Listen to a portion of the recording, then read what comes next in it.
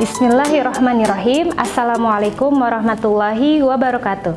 Hai anak-anakku sekalian, semoga kalian dalam keadaan sehat walafiat dan dalam perlindungan Allah Subhanahu wa taala.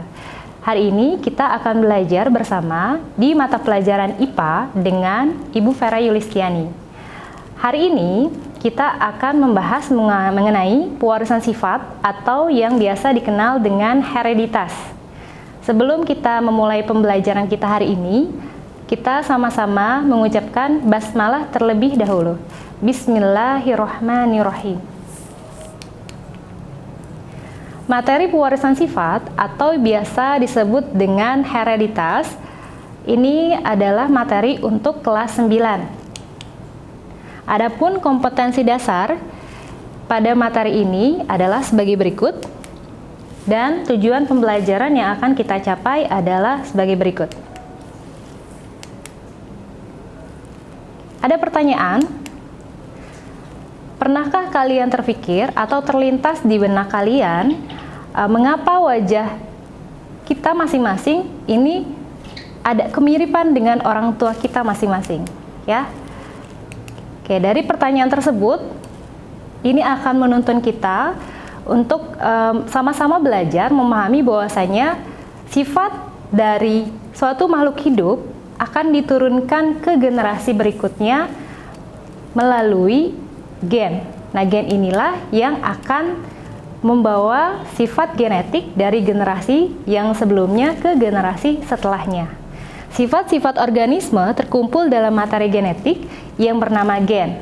Di dalam materi genetik inilah sifat-sifat organisme seperti struktur tubuh, penampilan fisik, fungsi organ tubuh, dan tingkah laku dapat diwariskan dari generasi ke generasi berikutnya. Oke. Lantas, bagaimana sifat fisik maupun non-fisik suatu organisme dapat diwariskan? Ya, betul. Tadi jawabannya sudah ada ya, bahwa gen sebagai materi genetik yang di dalamnya ada materi genetik inilah yang dapat meneruskan atau mewariskan sifat dari generasi sebelumnya ke generasi setelahnya. Dan gen itu letaknya di mana? Gen itu terletak pada lokus atau sebuah ruang yang ada pada kromosom. Nah, kromosom ini terletak pada inti sel terletak di dalam sel, dan sel merupakan unit terkecil penyusun organisme. Oke, masih ingat ya? Organisasi kehidupan dalam organisme ini pernah dibahas di level 7. Jadi organisme itu tersusun awalnya unit terkecil penyusun organisme itu terdiri dari sel, kemudian jaringan, kemudian organ, kemudian sistem organ. Barulah dari sistem organ ini, beberapa sistem organ yang memiliki kesamaan fungsi dan akan membentuk sebuah organisme. Ternyata sel ini sebagai unit terkecil penyusun organisme bukanlah yang terkecil dan tidak ada lagi di dalamnya. Ternyata sel tersebut pun juga punya struktur tersendiri, di mana di dalam sel terdapat inti dan organel sel yang lainnya. Bisa dibahas materi kelas 7 yang pernah kalian pelajari ya. Diulangi lagi. Ini ada gen. Nah, kalau kita gambarkan gen atau yang biasa dikenal sebagai DNA atau rantai ganda yang berpilin, ini terletak pada lokus. Lokus adalah ruang yang berada pada kromosom. Oke, kromosom yang di sebelah mana? Yang di sini. Atau biasa disebut dengan lengan kromosom. Di dalam lengan kromosom terdapat lokus atau ruang, di dalam kromosom terdapat DNA. Atau biasa kita sebut dengan gen. Oke, di dalam lokus pada kromosom, ini kromosom terletak di inti sel.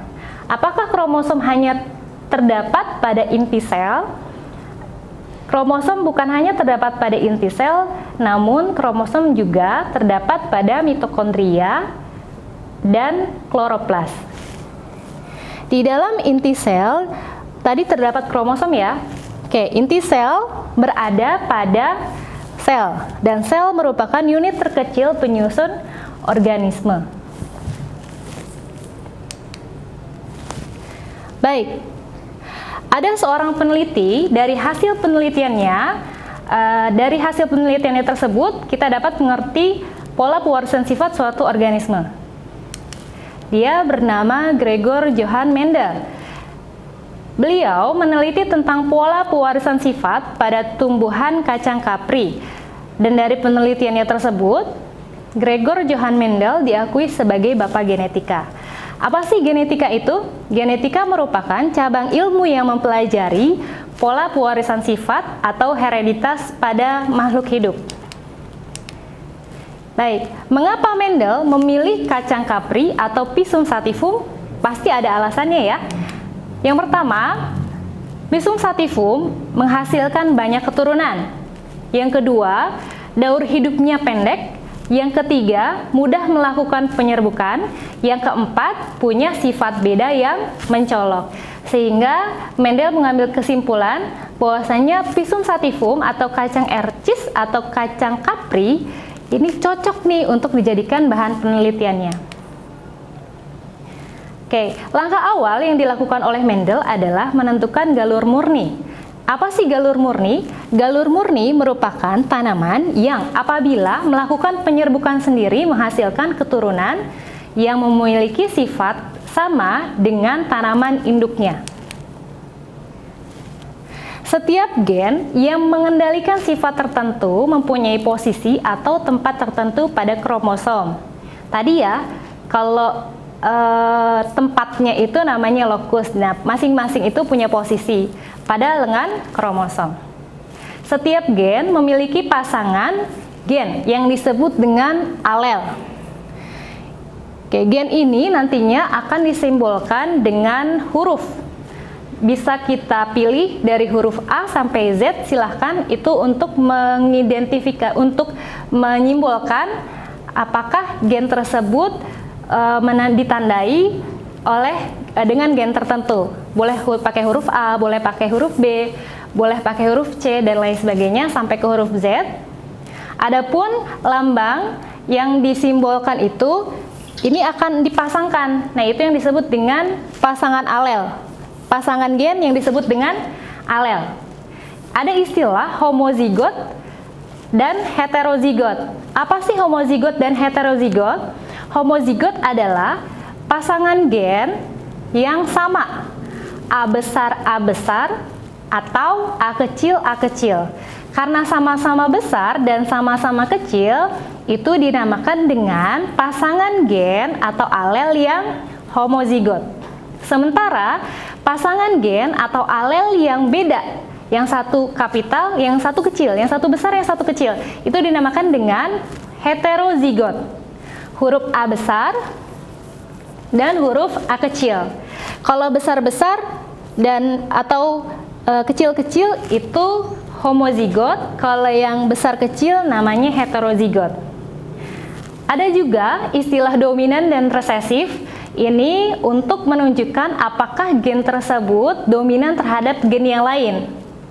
Jadi kalau si gen tersebut bisa menutupi yang menang, atau dia yang menang ya terhadap gen yang lainnya, huruf A besar atau ada huruf A besar dengan A kecil, dia bisa menutupi sifat gen yang lain, itu disebut dengan dominan. Sementara sifat gen yang kalah atau tertutupi dengan gen yang lain itu disebut dengan resesif. Sampai di sini mudah-mudahan dapat dipahami ya Kak ya.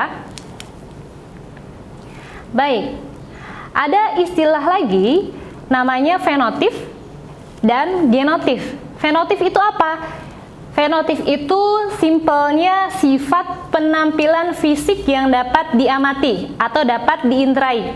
Entah itu warna, entah itu bentuk, entah itu ukuran, entah itu tinggi atau pendek, mancung atau pesek, kemudian bulat atau keriput. Nah, yang penting sifat penampilan fisik tersebut dapat diinterai. Kemudian, istilah genotip merupakan jenis gen yang mengendalikan fenotip. Nah, kalau genotip ini adalah gennya. Dan kalau gen karena tidak dapat diinterai, berarti kita butuh pensimbolan melalui huruf-huruf. Yang tadi, ini biasa disebut dengan genotif, ini juga genotif, ini juga genotif.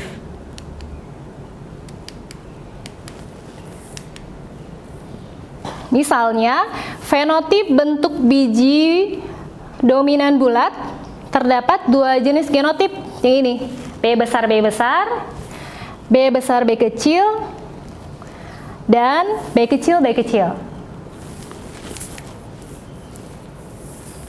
Oke, pada kesempatan kali ini kita akan membahas mengenai persilangan monohibrid dan hukum segregasi atau yang biasa disebut dengan hukum satu Mendel.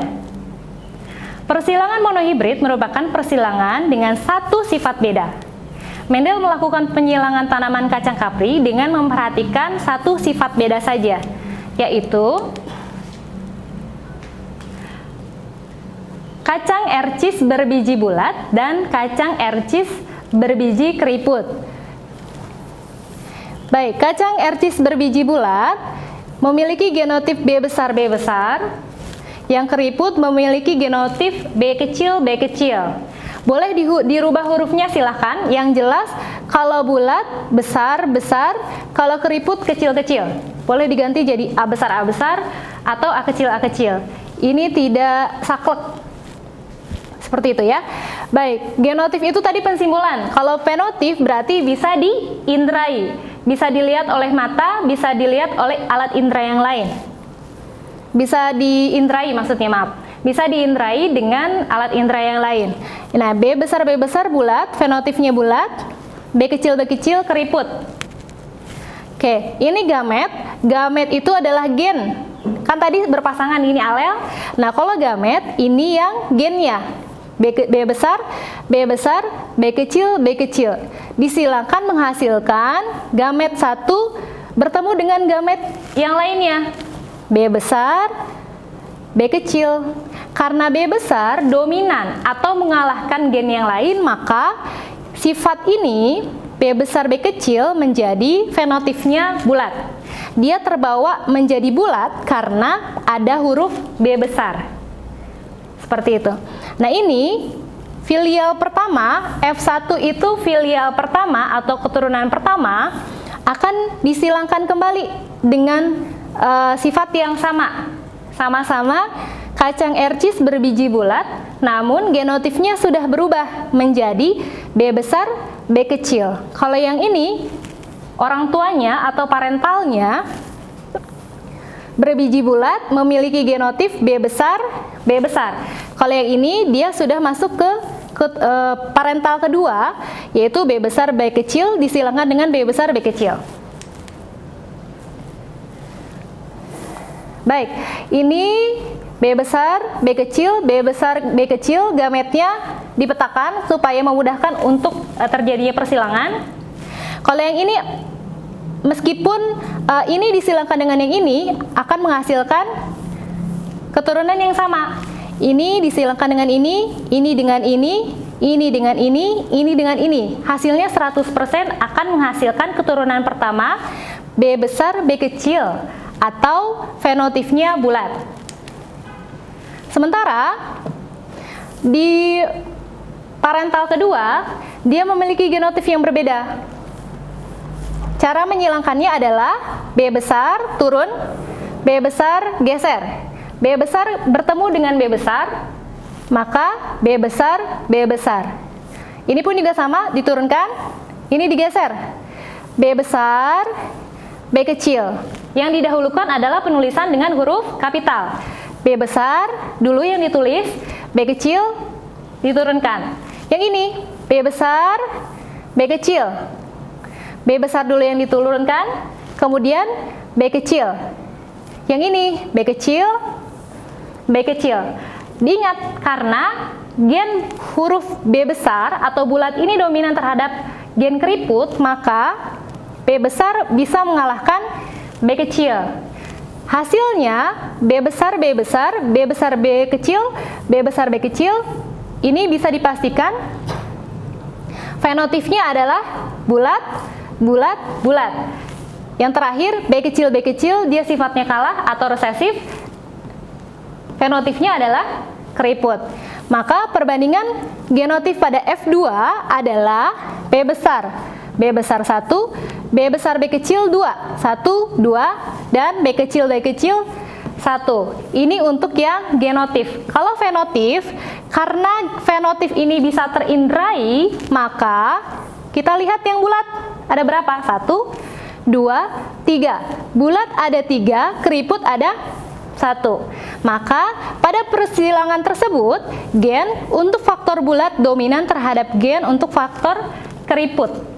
Dengan demikian, individu bergenotip B besar B kecil mempunyai fenotip biji bulat. Oke, ini menunjukkan bahwasanya pasangan alel akan bersegregasi secara bebas pada pembentukan gamet, dan penerapannya dalam pertanian ini untuk pemulihan tanaman dengan persilangan tanaman, dan untuk peternakan ini untuk dihasilkan hewan ternak yang cepat bertelur, gemuk, dan menghasilkan banyak susu. Sekian penjelasan dari Ibu, semoga bermanfaat. Billahi taufiq wal hidayah. Wassalamualaikum warahmatullahi wabarakatuh.